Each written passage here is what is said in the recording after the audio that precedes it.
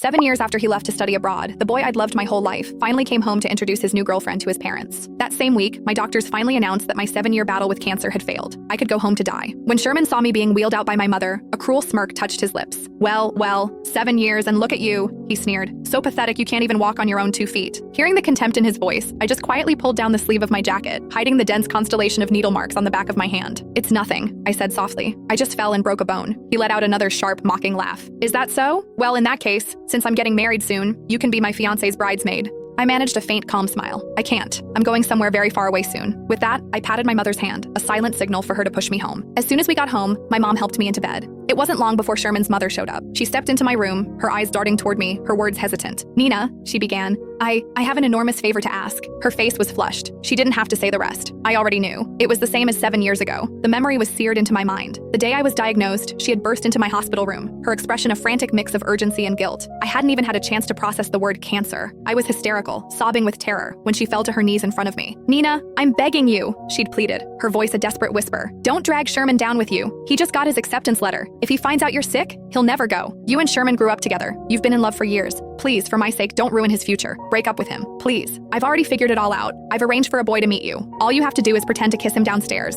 Let Sherman catch you. Then just break his heart. Because of her words, the first thing I did after my diagnosis wasn't schedule treatments or see a specialist. It was to stage a betrayal. To coldly, cruelly break Sherman's heart and force him out of the country. And now, just as I expected, her voice dropped to a conspiratorial, guilt-laden whisper. Nina, don't blame me. I have no choice. Sherman's new girlfriend. They were classmates through his master's and PhD programs. They're a perfect match in every way. I can't let such a perfect marriage fall apart. You know how much Sherman has always cared for you. If he finds out the truth about what happened back then, I'm afraid he'll... So, could you please just avoid him for a little while? I mean, you're dying, aren't you? It's not like you should be going out much anyway. The word dying hung in the air. My mother, who had been quietly organizing my medical supplies, slammed a package of adult diapers onto the bed in a flash of fury. Seeing the rage in her eyes, I quickly grabbed her arm, my touch a weak, placating gesture. Only then did I turn back to Sherman's mother, my voice steady. I can promise you I won't tell Sherman the truth about what happened 7 years ago, I said. But I can't promise I won't see him. I couldn't.